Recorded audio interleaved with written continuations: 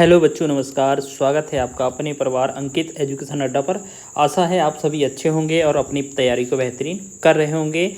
और बात करेंगे हम आज, इससे स्टार्ट करने वाले हैं हम जीके जीएस का बहुत ही शानदार प्रैक्टिस सेट। इसमें हम टॉप 30+ क्वेश्चन देखने वाले हैं जो आपके एग्ज़ाम की दृष्टि से महत्वपूर्ण होंगे और आपके कहीं ना कहीं एग्ज़ाम में देखने को मिले होंगे। ठीक है, आप सीधे क्वेश्चन ही डायरेक्ट देख लेना किस लेवल के क्वेश्चन लिए गए हैं।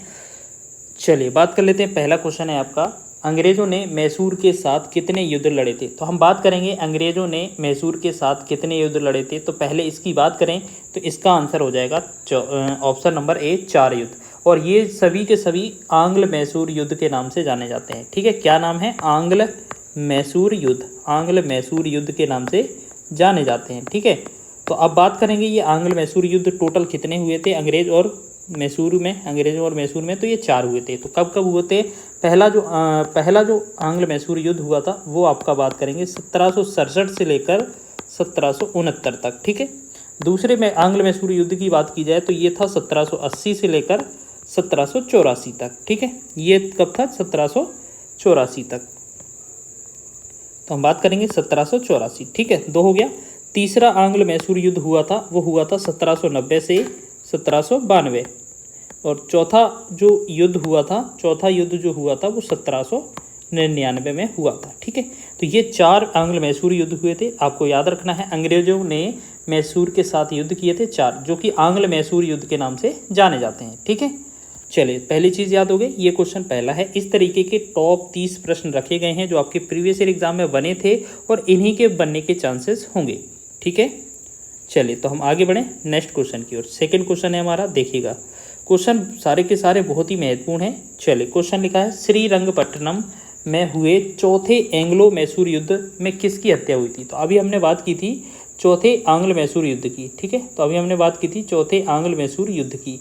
तो चौथा जो आंग्ल मैसूर युद्ध हुआ था, तो ये जो चौथा हुआ था इसकी हम बात करेंगे तो कहीं कहीं आपको ये डेट आपको 1798 और 1799 देखने को मिलती है। तो हमने आपको बताया कि 1799 में हुआ था। इसमें क्या होता है, इसमें टीपू सुल्तान की मृत्यु हो जाती है। तो ऑप्शन नंबर डी इसका राइट हो जाएगा। ठीक है, टीपू सुल्तान की मृत्यु हो जाती है। ठीक है, चलिए ये चीज़ याद रखेंगे आप। आगे बढ़ेंगे। देखिए क्वेश्चन डायरेक्ट ही पूछे जाएंगे इसी तरीके के। आपको ये सभी क्वेश्चन बनाने हैं और आपको स्कोर भी बताना है लास्ट में कितना स्कोर रहा आपका। नेक्स्ट क्वेश्चन है, भारत का सबसे बड़े महलों में से एक जिसे अम्बा विलास के रूप में भी जाना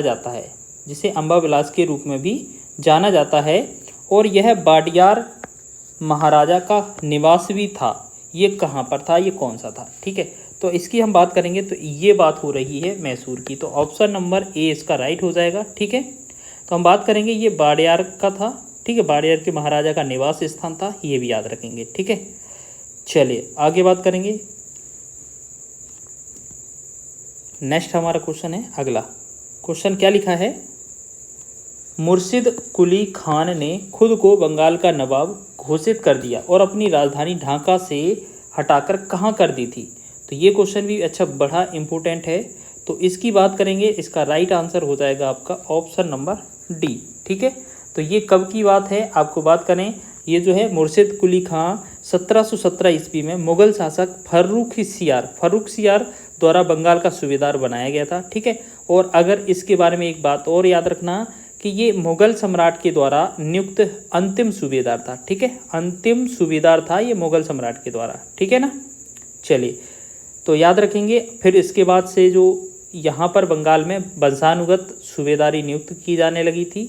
ठीक है ना, चलिए तो इसका आंसर होगा option number D. Next question की बात करेंगे हम। अगला क्वेश्चन है हमारा, 1757 के प्लासी के युद्ध में ईस्ट इंडिया कंपनी की सेना का नेतृत्व किसने किया था। तो यहाँ पर तो ये 4 विकल्प दिए हैं आपको, इसमें आंसर क्या रहेगा हमारा, तो इसका राइट आंसर हो जाएगा आपका option number C, Robert Clive ने किया था। इसके साथ साथ ये भी पूछा जाता है कि प्लासी का युद्ध कब हुआ था। तो आपको याद रखना है ये 1757 में हुआ था। ठीक है, और आपको बता दें यहाँ पर ये आपको एक प्लासी का युद्ध याद रखना है। तो ये प्लासी का युद्ध कब हुआ था? 1757 में। ठीक है, उसके बाद आपका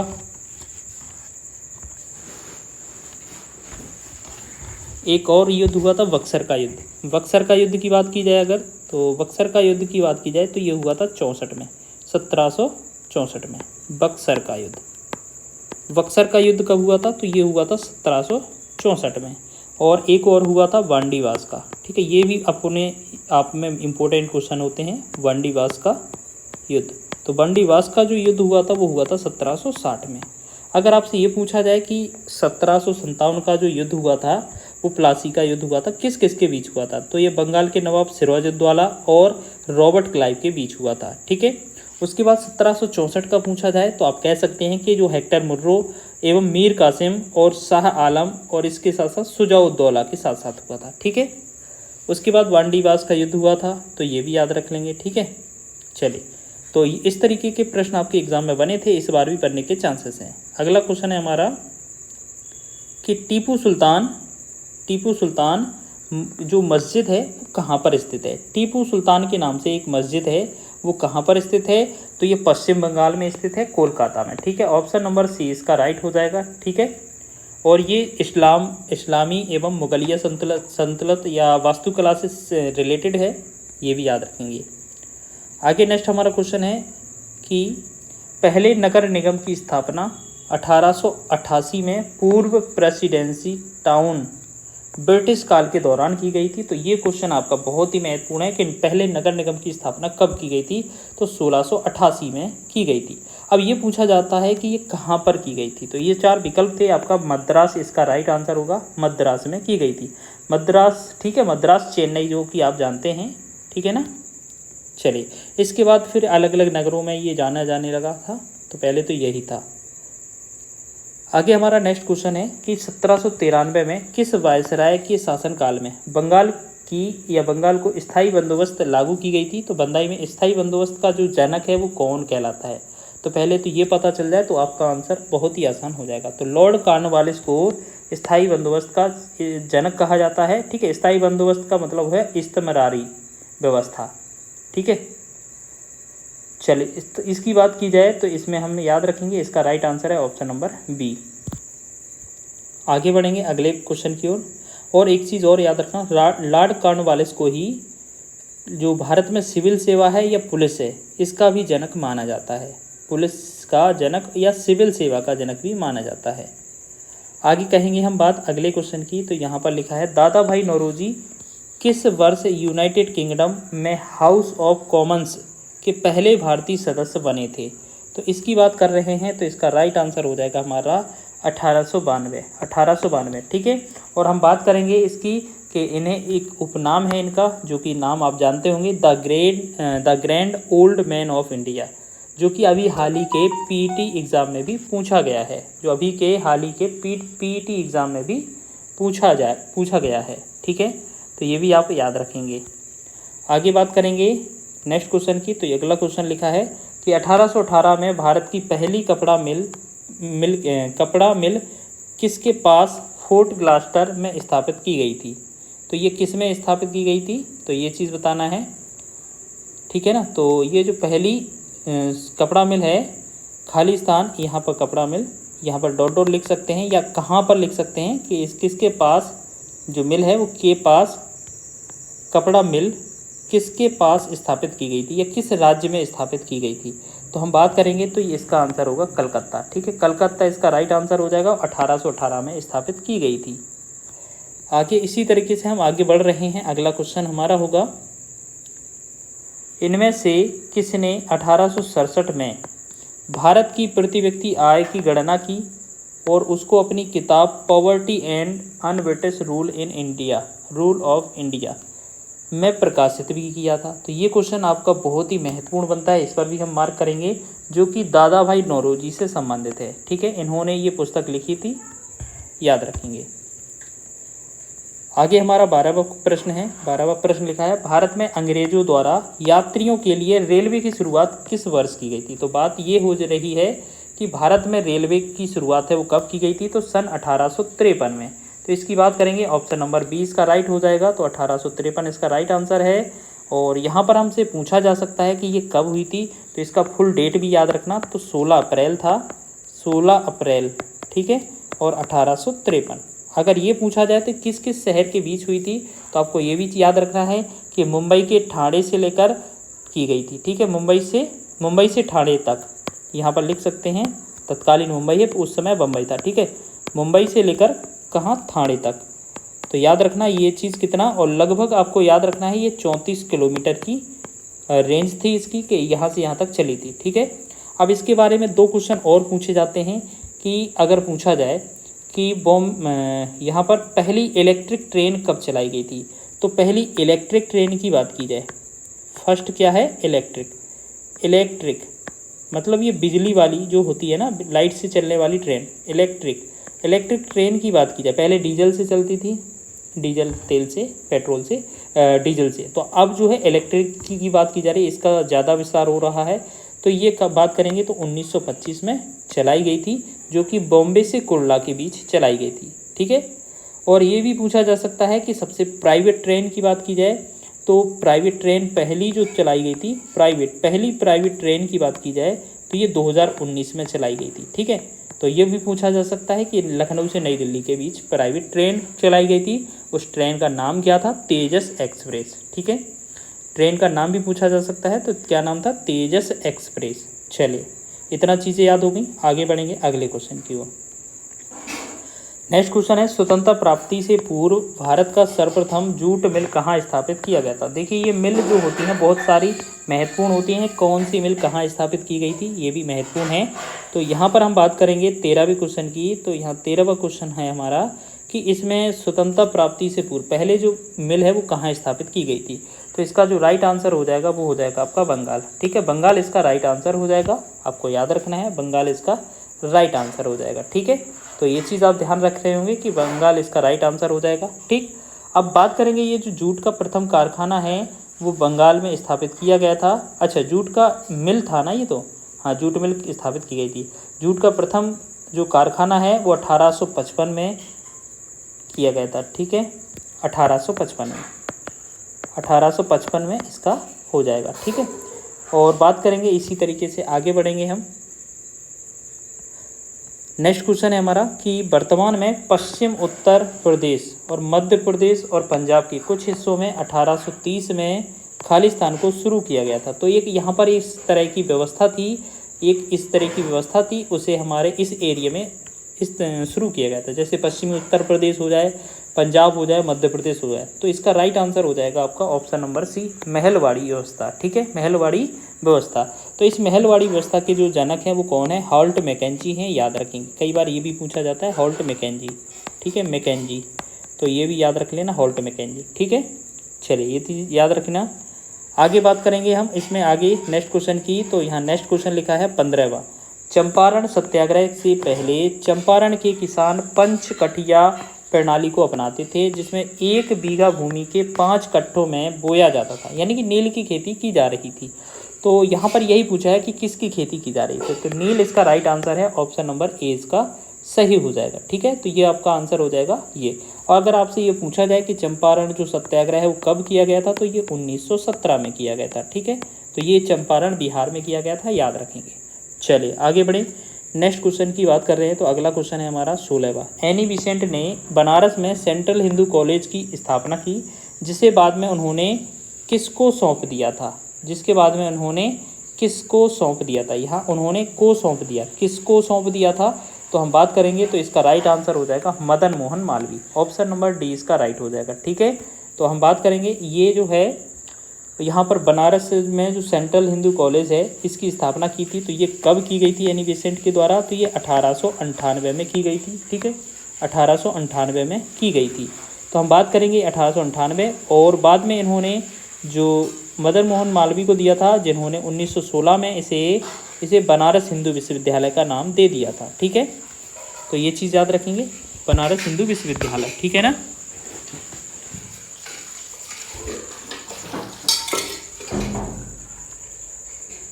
नेक्स्ट क्वेश्चन की बात करेंगे हम। तो यहाँ पर क्वेश्चन है हमारा अगला,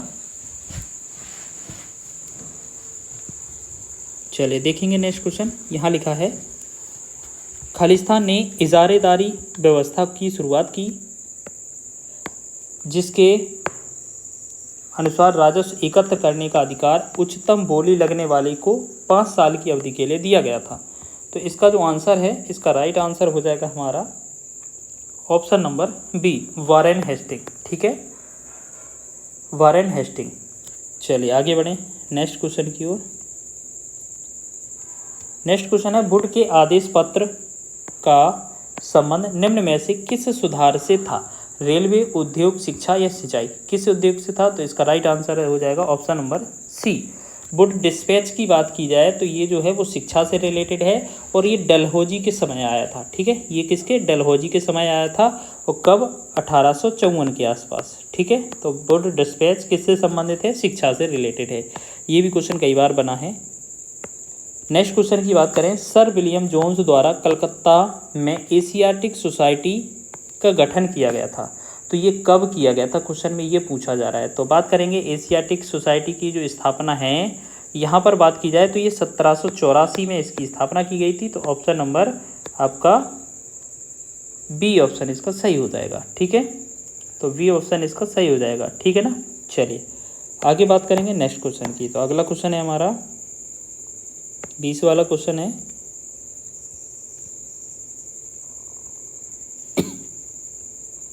चलिए देखो, निम्नलिखित में से किसने महात्मा गांधी और शिव प्रसाद गुप्त के साथ मिलकर 1921 में वाराणसी में काशी विद्यापीठ की स्थापना की थी?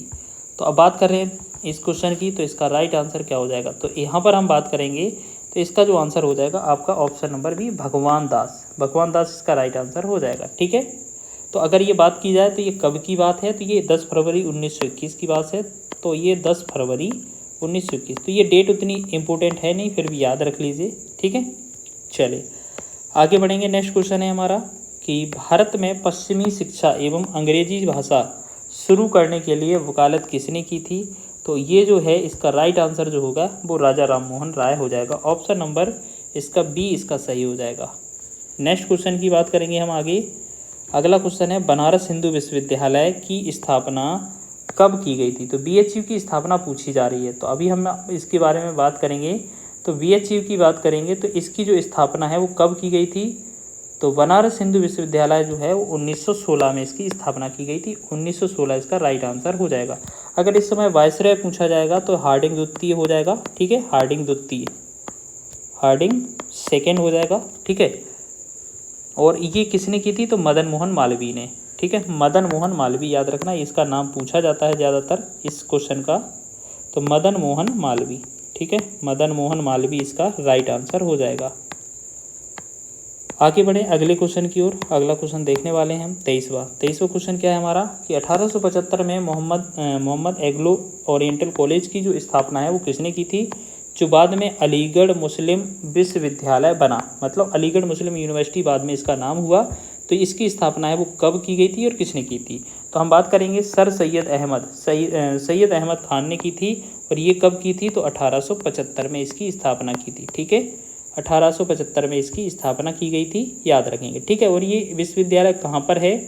तो बाद में बात करेंगे। ये आपका अलीगढ़ में पड़ता है, अलीगढ़ यूपी में। ठीक है, और अलीगढ़ यूपी में है। तो ये जो है अलीगढ़ मुस्लिम विश्वविद्यालय जो बना था तो ये 1920 में इसका नाम बदला गया था। ठीक है, चलिए आगे बात करेंगे नेक्स्ट क्वेश्चन की।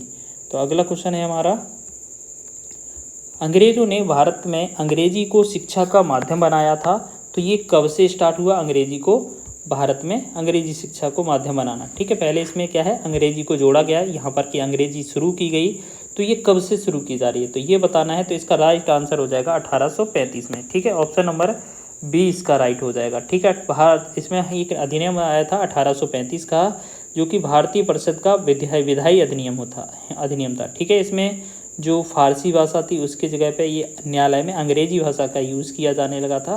तो ये चीज़ याद रखिएगा, ये 1835 से इसका राइट आंसर हो जाएगा। ठीक है, नेक्स्ट है हमारा मराठी समाचार पत्र केसरी। जो मराठी समाचार पत्र केसरी है, इस केसरी की जो स्थापना है वो किसने की थी? तो अब इसका तो जवाब सभी बच्चों को पता होगा कि बंगाल जो है बाल गंगाधर तिलक जो हैं इसके राइट आंसर होने वाले हैं। ठीक है, तो ये कई बार जानते हैं आप इनको। चलिए अब बात करेंगे नेक्स्ट क्वेश्चन की। तो 26वां क्वेश्चन है हमारा कि आ नेशन इन मेकिंग नामक जो पुस्तक के लेखक हैं वो कौन हैं? तो इसका राइट आंसर हो जाएगा आपका SN बनर्जी या सुरेंद्र नाथ बनर्जी। ठीक है, इसके साथ साथ एक और इम्पोर्टेंट पुस्तक है। ठीक है, अगर बात की जाए तो यहाँ पर सिर्फ नेशन अकेला मिल जाए तो ये नेशन जो है, ये नेशन जो पुस्तक है, नेशन पुस्तक के जो लेखक हैं वो कौन है? गोपाल कृष्ण गोखले, यानी कि GK गोखले। ठीक है, GK गोखले इसका राइट आंसर होगा। और अगर आपसे पूछा जाए कि भारत विभाजन की बात की जाए, एक पुस्तक है भारत विभाजन, तो भारत विभाजन का भी पुस्तक महत्वपूर्ण है। तो इस भारत विभाजन की बात की जाए तो ये थे वल्लभ भाई पटेल, इसके वल्लभ भाई पटेल। ठीक है, वल्लभ भाई पटेल इसके लेखक थे। तो ये चीज़ याद रखना, ये दोनों की दोनों पुस्तकें महत्वपूर्ण हैं। आगे बात करेंगे हम नेक्स्ट क्वेश्चन की। नेक्स्ट क्वेश्चन है हमारा 27वां। यहाँ पर लिखा है निम्न में से किसे भारत का पहला स्थानीय भाषा का समाचार पत्र माना जाता है। ठीक है, तो यहाँ पर स्थानीय भाषा का समाचार पत्र किसे माना जाता है, तो इसकी बात करेंगे तो ये है हमारा इनमें से समाचार दर्पण। तो ऑप्शन नंबर ए इसका राइट आंसर हो जाएगा। ठीक है, तो और हम बात करेंगे जो बंगाल गजट जो समाचार पत्र है वो हमारे भारत का पहला समाचार पत्र है। ठीक है, बंगाल गजट ये कौन सा है? पहला समाचार पत्र है, फर्स्ट, जिसके जो संपादक हैं वो कौन थे? James ऑगस्टम Hickey. जेम्स, यहाँ पूछा भी जा सकता है, जेम्स ऑगस्टस। ठीक है, जेम्स ऑगस्टस हिक्की। तो ये कई बार एग्जाम में भी बना था क्वेश्चन। ठीक है ना, चलिए आगे बात करेंगे नेक्स्ट क्वेश्चन की। तो अगला क्वेश्चन है हमारा 28वां। क्वेश्चन क्या लिखा है आपका कि वर्ष 1778 में अंग्रेजों ने खालिस्तान में पहली प्रिंटिंग प्रेस की स्थापना की थी। तो पहली प्रिंटिंग प्रेस की जो स्थापना है वो कहाँ की गई थी? तो कलकत्ता में की गई थी। तो ये कब की गई थी? तो आपको पता है, लिखा जा रहा है कि 1778 में की गई थी। ठीक है ना, इसके बाद बात करेंगे, इसमें प्रिंटिंग प्रेस की स्थापना की गई। फिर 1780 की बात आई, जिसमें आपको पता है 1780 में द बंगाल गजट के नाम से एक समाचार पत्र आता है, जो कि भारत का पहला समाचार पत्र है, द बंगाल गजट। ठीक है, द बंगाल गजट, इसकी स्थापना शुरुआत होती है, जिसके जो संपादक हैं वो कौन थे? James Augustus Hickey. ठीक है, चलिए 29वें क्वेश्चन की बात करेंगे हम। यहाँ पर क्वेश्चन लिखा है कि महात्मा गांधी ने दक्षिण अफ्रीका में कौन सा अखबार शुरू किया था। तो दक्षिण अफ्रीका गए थे गांधी जी, वहाँ पर इन्होंने एक समाचार पत्र चालू किया था। उसका नाम क्या था? तो उसका नाम था Indian opinion. Option number A इसका राइट आंसर था उस समय। ठीक है, और ये कब की बात है? तो ये 1904 की बात है। तो 1904 में इस अखबार की शुरुआत हुई थी, प्रकाशन हुआ था, याद रखेंगे। आगे बात करेंगे, नेक्स्ट हमारा क्वेश्चन है हमारा 30वां। क्वेश्चन लिखा है कि भारत का पहला प्रमुख समाचार पत्र बंगाल गजट किस वर्ष में शुरू किया गया था। तो इसके बारे में हम बात करेंगे। तो जो बंगाल गजट है, इसकी आंसर जो है हम पीछे बता भी चुके हैं एक्सप्लेन में कि 1780 में इसकी स्थापना हो गई थी, मतलब संपादन शुरू हो गया था। ठीक है, और बात करेंगे इसका जो प्रकाशन है कब हुआ था। डायरेक्ट अगर डेट पूछा जाए तो ये 29 जनवरी के आसपास, तो 29 जनवरी 1780। तो 1780 आपको याद रखना, बस इतना ही पूछा जाता है। ठीक है, जेम्स ऑगस्टस हिक्की इसके संपादक थे, याद रखना। और ये भारत का पहला समाचार पत्र था। ठीक है, जो कि एक अंग्रेजी भाषा में लिखा हुआ समाचार पत्र था। ठीक है, चलिए अब बात कर लेते हैं हम 31वें प्रश्न की। तो यहाँ पर क्वेश्चन क्या लिखा है अगला, चलिए क्वेश्चन लिखा है आपका अंग्रेजी समाचार पत्र जो मराठा है, इसके संपादक कौन थे। तो जो समाचार पत्र मराठा है, इसके जो संपादक थे वो कौन थे? बाल गंगाधर तिलक थे। ऑप्शन नंबर डी इसका राइट हो जाएगा। अभी हमने आपको पीछे बताया था ना। नेक्स्ट क्वेश्चन है हमारा 32वां। नेक्स्ट क्वेश्चन है 32वां। अंग्रेजों ने औपचारिक रूप से वर्ष में अवध राज्य पर कब्जा कर लिया था। तो कब अवध पर कब्जा कर लिया था, तो इसके बारे में पूछा जा रहा है। तो बात करेंगे 1856 की।